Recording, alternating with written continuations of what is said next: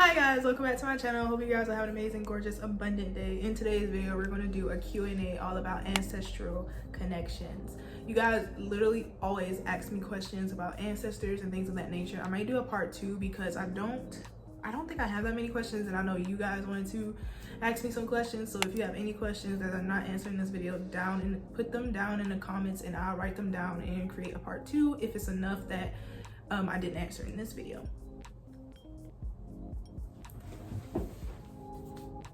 I'm sorry, but okay, so let's just get into this video. Make sure to thumbs up this video, subscribe, and turn on my post notifications if you like to see more from me. And don't forget to stop by my Patreon and also my shop if you want to see Black women as supernatural ethereal beings. I'm sorry. Whoops. Let's hop into this whore.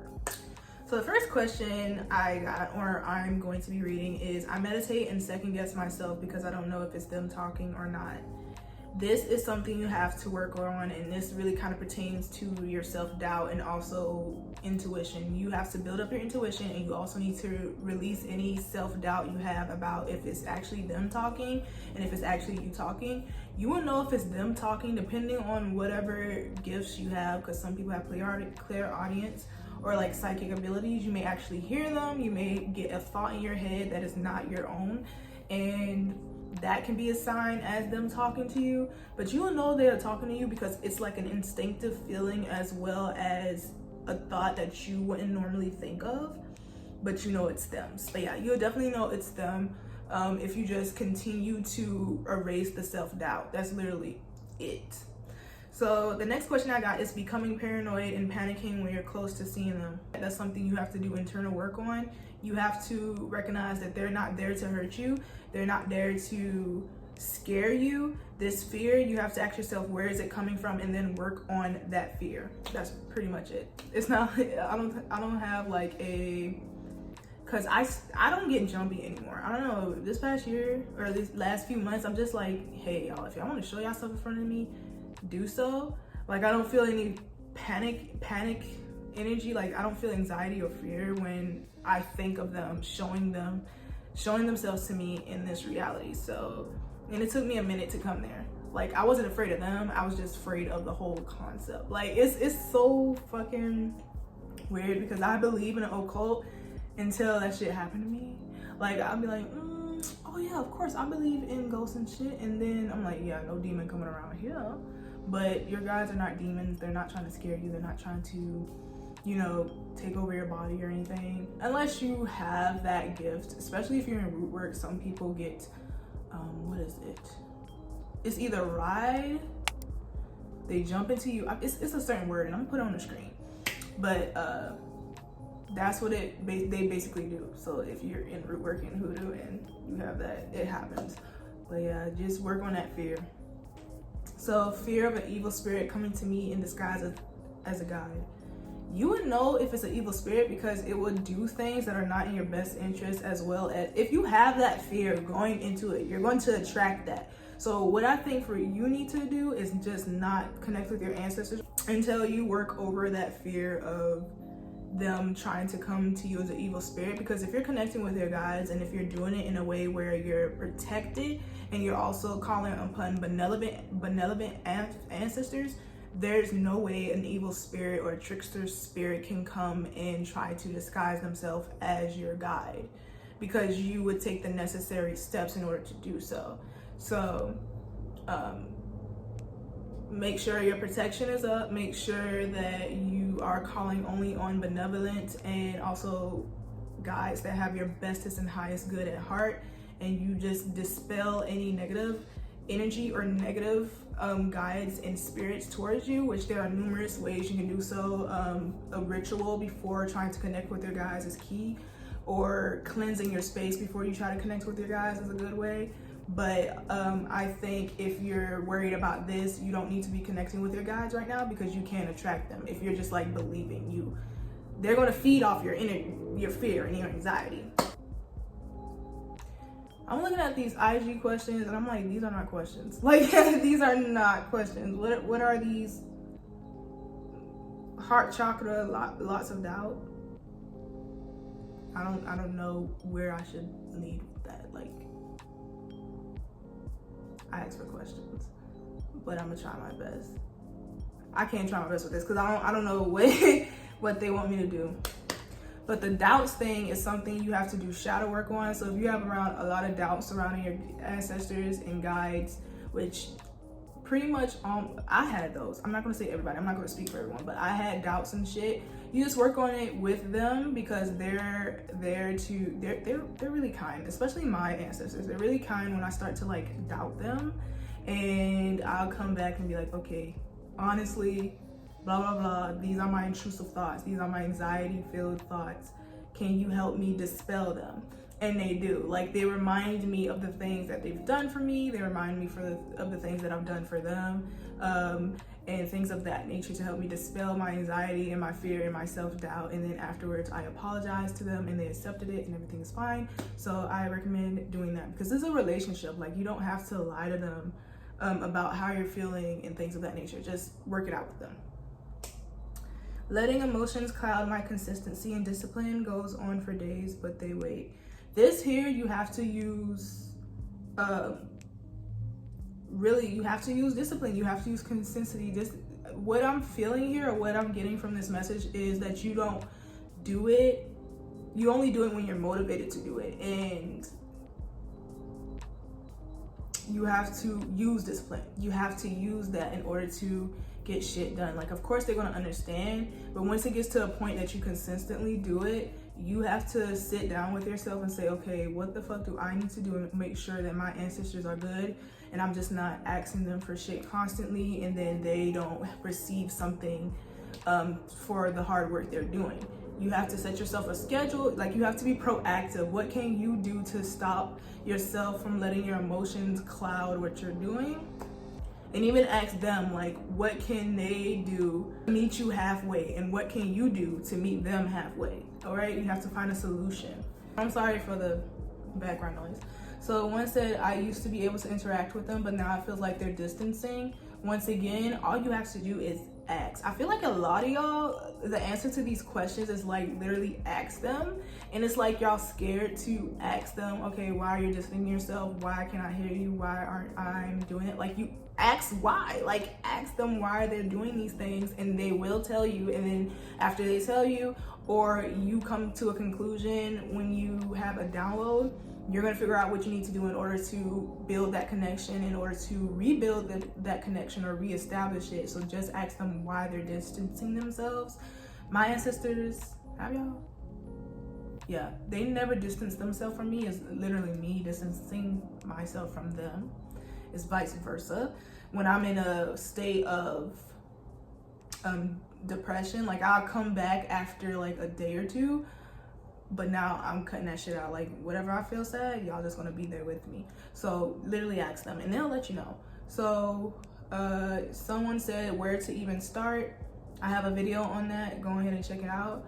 Another one said, I get scared of my power. I fear being able to tap into it. I've done it, but then puss out. Once again, this kind of really relates to you working on that fear. So doing some shadow work before you even try to do it. You have to work on dispelling that fear and anxiety and take baby steps towards using your power in full. Because I understand that for sure. Like, I literally haven't astral projected in a year because I was so scared of what I did the first time.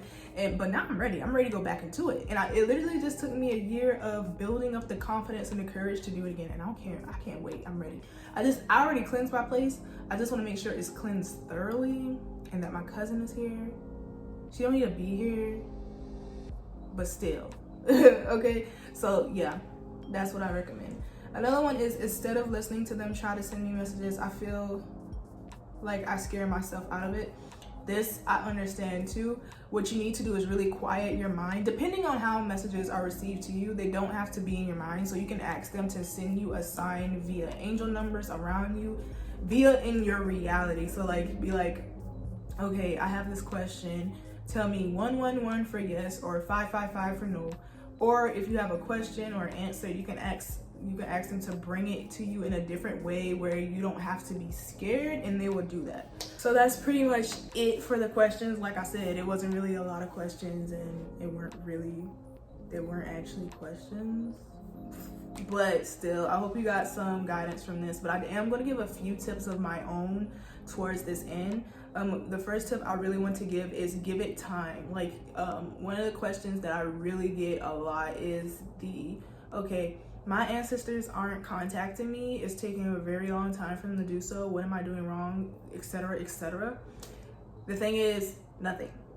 This is a relationship. You have to build it up to a certain point. You have to, not only do you have to build it up, but you also have to be open to it. So maybe some of you guys are not really, you think you are open, but on a subconscious level, you're really not. So one, do some shadow work to see if you're actually ready to connect with them. Two, ask yourself why you're connecting with them. Like, what do you really want out of this relationship? Three, ask yourself, okay, am I rushing this just so they can come contact me, or am I being honorable to them as well as to myself and letting this be a relationship, like an actual relationship, and not just like, okay, come here, hurry up, quick, come. Like, because they're not something you own or possess. They are entities of themselves, all right? They're consciousness of themselves, they're spirits. So you building a relationship, just like you would build one in reality, that is what you have to do. My next tip is, if you guys would like to start connecting with them, me personally, I did a meditation, a sleep meditation, and then they came through that way. But if you are in root work, in hoodoo, and you are Black, what you want to do is build an ancestral altar. And I do have a video up about that, how you can build your own ancestral altar. So it's going to be up there so you can start. But that's the first thing you would do in order to connect with your ancestors. And that's what you would start to do. You would give them offerings. You would sit at your altar at least every single day and just be like, hi, how are you doing? Thank you so much for guiding me and protecting me. If you have any messages, let me know, and build it up from there. But I did it a different way because hoodoo and root work wasn't the first thing I started with when I became in spirituality. So that's not what I did. Another question that I always get is that, do you absolutely have to have an altar in order to connect with them? The answer to that is no. You don't have to have an altar if you are not in a state to do so. But that doesn't mean you should never, ever, ever. Oh yeah, you should just never, never, never not have an altar, because you need an altar. You need an altar to do workings. You need an altar to connect with them. Like they need a place to come connect with you very easily. Like, they're always around you, for me personally, unless I tell them to leave because I gotta. But yeah, definitely you do not need an altar when you first start out, but you're eventually going to want to have one, because they're going to want to have a place to actually have you give them offerings, to have you burn incense for them, and for you to do workings, and for you to connect with them, and for them to kind of, you know, help with you. So you're going to eventually want one, but right now you don't really need one. Another question that I always get is, what is another question I always get? Because I get a lot of questions about this, but the main one is just like, how do I start? And I already have a video of that, so you can go get it. But another question that I always get is, oh, I can't see the signs that they're giving me, I can't hear them, etc. Like, you can't really contact them, in which other spiritual people can. And the thing is, maybe you do not have a psychic ability such as clairaudience, of things of that nature. You probably cannot hear them. Thoughts can probably not download in your head, so maybe they'll talk to you in a different way. Make sure you research all the ways your ancestors or spirit guides can connect you, such as divination tools, such as meditation, such as water. Like, there are numerous ways they can contact you besides just downloads and thoughts within your brain. They can contact you even through dreams. Like, you find a divination tool that works for you and for your ancestors, so you can get the downloads. You don't have to always have, you know, clairaudience or something like that. But me personally, they send downloads and messages to my head like all the time. Like, when I be thinking something, here they go. When I have to talk to them, be like, okay, so hey y'all, so and so. Oh, they mowing the lawn, that's so cool. But yeah, they talk to me through this, and the best way I can explain this is basically like thoughts being downloaded into my head that aren't mine.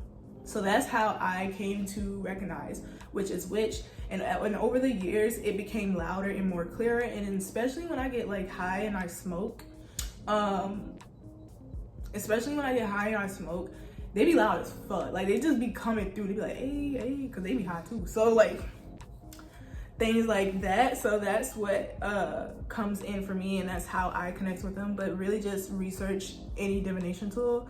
And if you guys would like me to create a video on divination tools, thumbs this video up. If we get to 1,000 likes, I would create a whole ass video around divination tools that you can use to connect with your ancestors and to connect with your other spirit guides, and also to, you know, channel messages from the universe, because there are a lot. There are tarot readings, there's pendulums, there's water, like there's a lot.